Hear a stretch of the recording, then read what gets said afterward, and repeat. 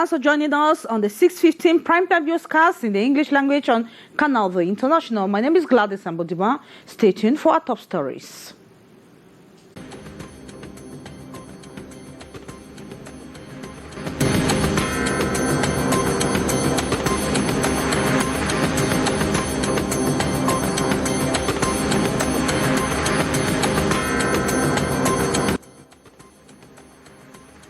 Of basic and secondary education, suspending schools operating illegally has left some parents worried, especially those who have already registered their children, claiming the decision comes at the wrong time. The decision by the ministers has also obliged many school administrators to seek the right procedures to get legal documents for their institutions to avoid recurrent embarrassments.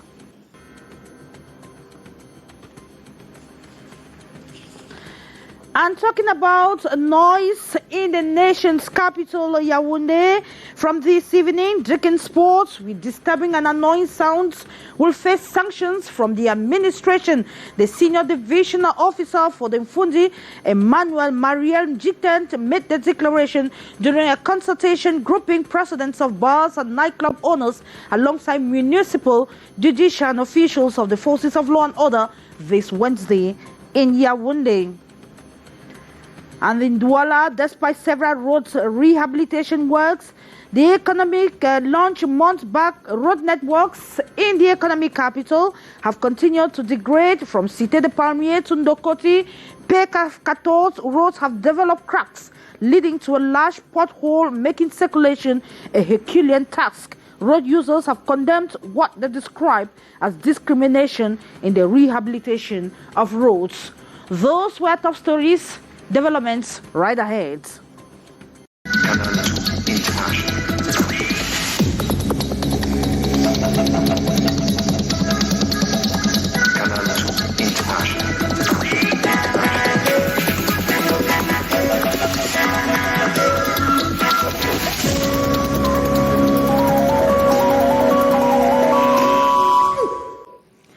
Thanks for joining us once again. We begin with competitive entrance examinations into some schools in Cameroon. The rush for preparatory classes ahead of the competitive entrance examinations is in high gear.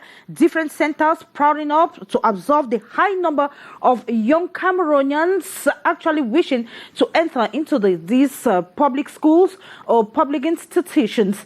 You have Haisentia who went visiting some of these centers that harbors these young people preparing for the competitive entrance examinations. His report.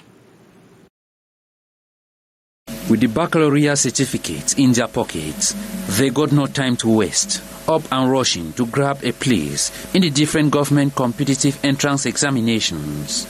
And as a gateway, the young Cameroonians are here in their numbers for preparatory classes. They have chosen this path for various reasons. The first reason is that when you are in such schools, you can have the same system like when you are in the secondary school. You have your curriculum, which is a very complex curriculum because it is not just about what you have seen in terminal class.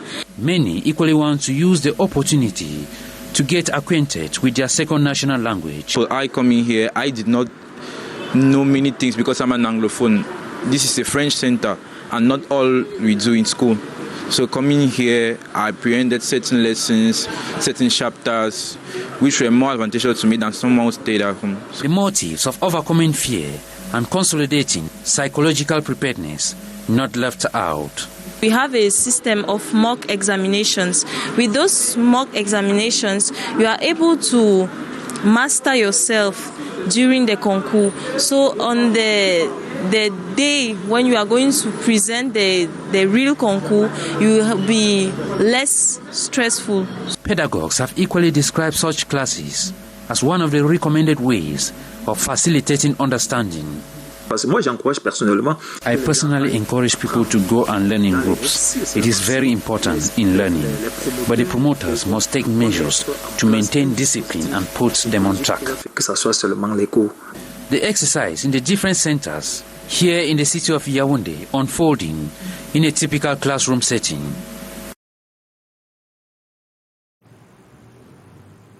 And still in education, the decision by the Ministers of Basic and Secondary Education suspending some private schools for operating illegally has left so many parents worried, as they say it is not timely.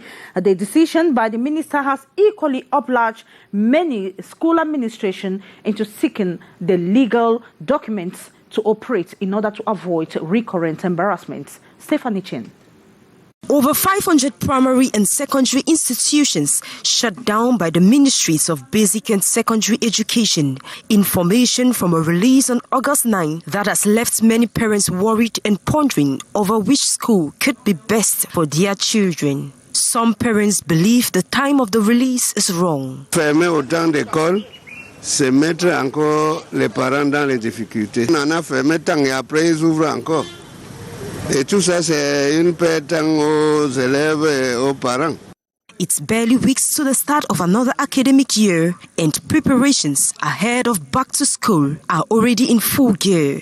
Tant que les parents, nous sommes en août, on a déjà préparé les entrées scolaires.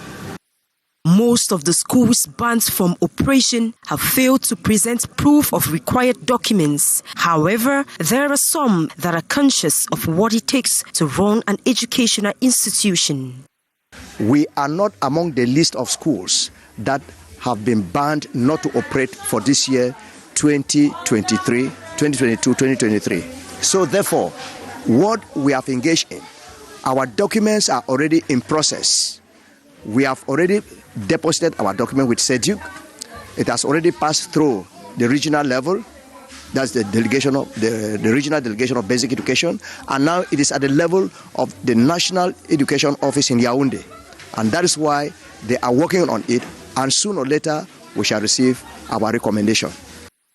The National Control Brigade for Private Schools at the Ministry of Secondary Education has explained procedures involved for the establishment of private schools. And as a resumption for the 2022-2023 academic year draws near, vendors of school items are lamenting lack of affluence during this period. They say very few parents visit the market to purchase the necessary school items for their children. Details of this report. The usual hustle and bustle at Marché Chinois in Douche Aqua Douala, Cameroon's economic city. School bags, shoes, books and other items beg for buyers. Some parents have been purchasing goods here, but very few of them. Most are preparing holiday makers who are soon to leave. However, prices of school items have increased. For example, a carton of books have an increase of 4,000 CFA francs. These will automatically impact retail prices. For the moment, parents are not yet ready. Shoes are usually the last items parents buy. We are hoping that they will be here anytime soon. The truth is, items are expensive. Shoes that sold for 2,500 CFA francs last year, for example, now sells at 3,500 francs CFA. As you must have noticed, the market is empty. We are worried. There is no affluence. We are already in mid-August, and we are wondering if parents have financial problems. Last year, same time, business was already booming. It is difficult. This shows parents are facing hard times. The affluence is not felt like in the previous years, same time, and parents complain goods are not within their reach this year. Everything is expensive. There are so many goods in the market, but they are not affordable. To my opinion, the prices this year are affordable. I am a Central African, and I usually come here to purchase school items for my children. Last year, they were very expensive. This year, the prices have dropped. A bag I bought for 15,000 CFA francs last year, I have bought same bag for 8,000 CFA francs today. In just 3 weeks, pupils and students will resume classes for the 2022-2023 academic year. According to vendors, in the past years, same period, business was booming as parents were all preparing to ensure their children resume classes with the necessary school items. And we move from education to society to talk about Yaoundé city dwellers that have cried out loud against the rising noise in the city, even at late hours, perpetrated by bars and churches. Their call for help has been heard by the senior divisional officer for Fundi, who this Wednesday held a meeting with stakeholders in the sector. Omokusumi went visiting some neighborhoods in the nation's capital, Yaoundé, and talked to some Yaoundé city dwellers to get their reactions on the phenomenon. Her report.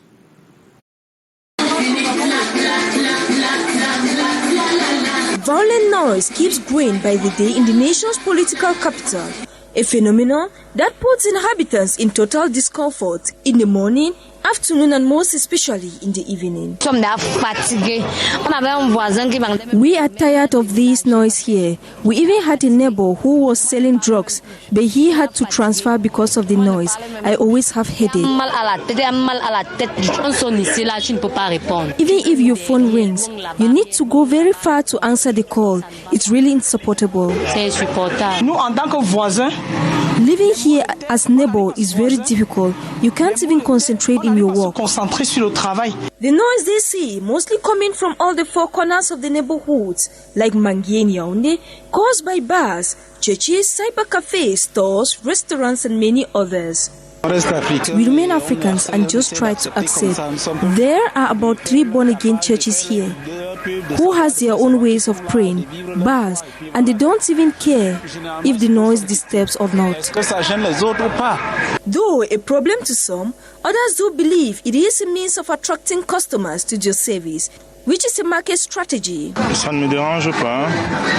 The noise doesn't disturb me because it is a way in which my neighbors get their daily bread. If he doesn't put music, he can't attract customers. I am already used to this noise. Everybody supports, and they even animate the area. At times, when they are not there, it becomes the noise in Yaoundé, the main reason of the discussion between the senior divisional officer of Fundi and the bar owners to seek for lasting solutions these days. And from this evening, drinking sports with disturbing and annoying noise in the nation's capital, Yaoundé will face the wrath of the administration. The senior divisional officer for Fundi made the declaration during a meeting grouping together bar owners, nightclub owners, as well as administrative, judicial, and bar officials of forces of law and others who met in the nation's capital, Yaoundé, to talk about the situation. Beatrice Ngamo tells us more.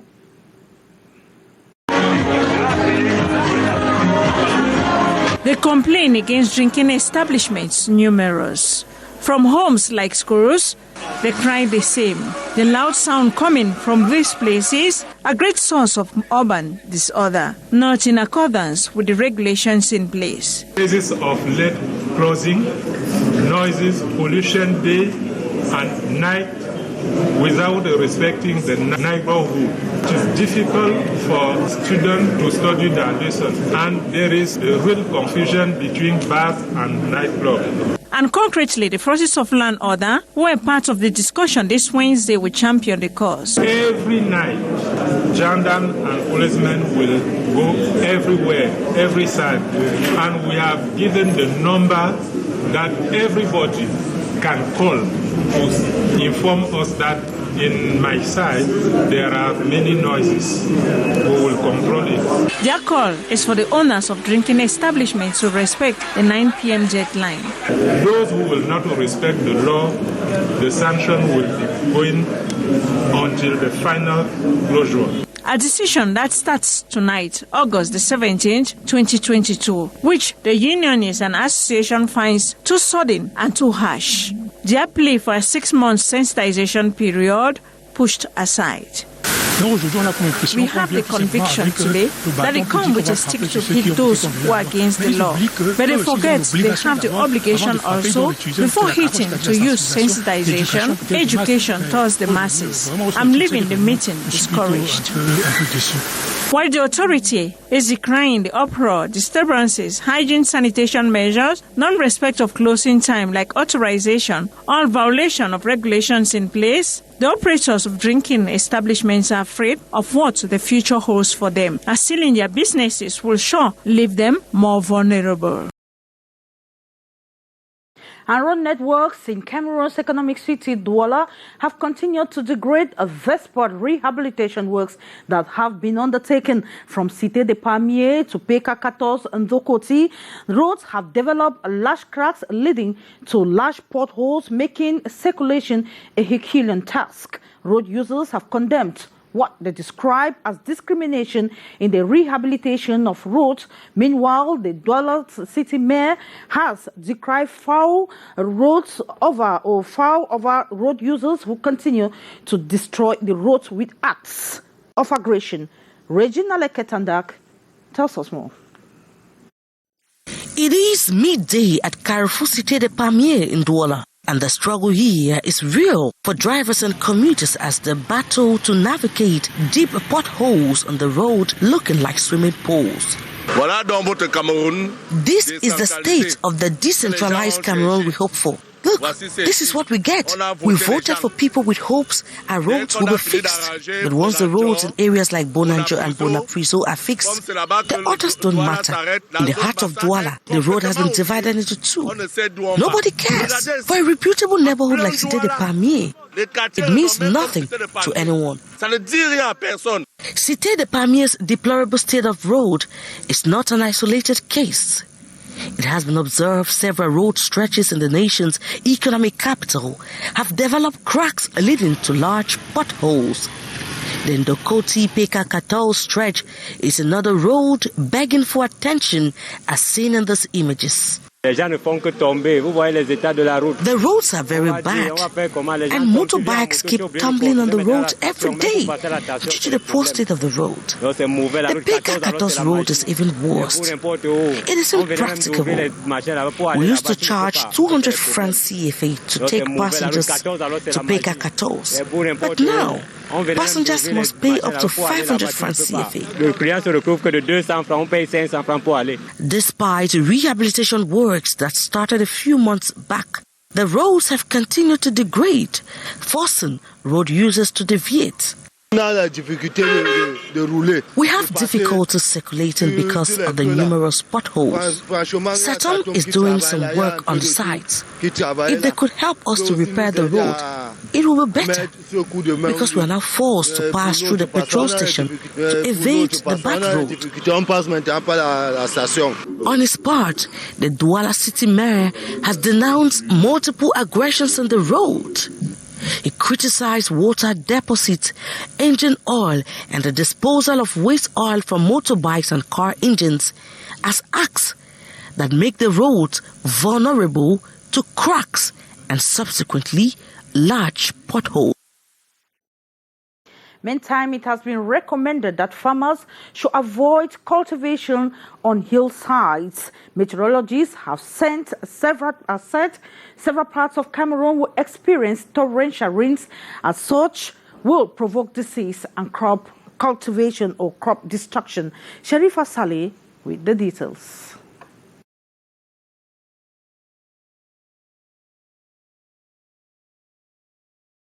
Subsequent newscast, but for the meantime, we shall be wrapping up this edition of the Primetime Newscast in the English language. The next edition will be yours, same time tomorrow, God's willing. Bye-bye.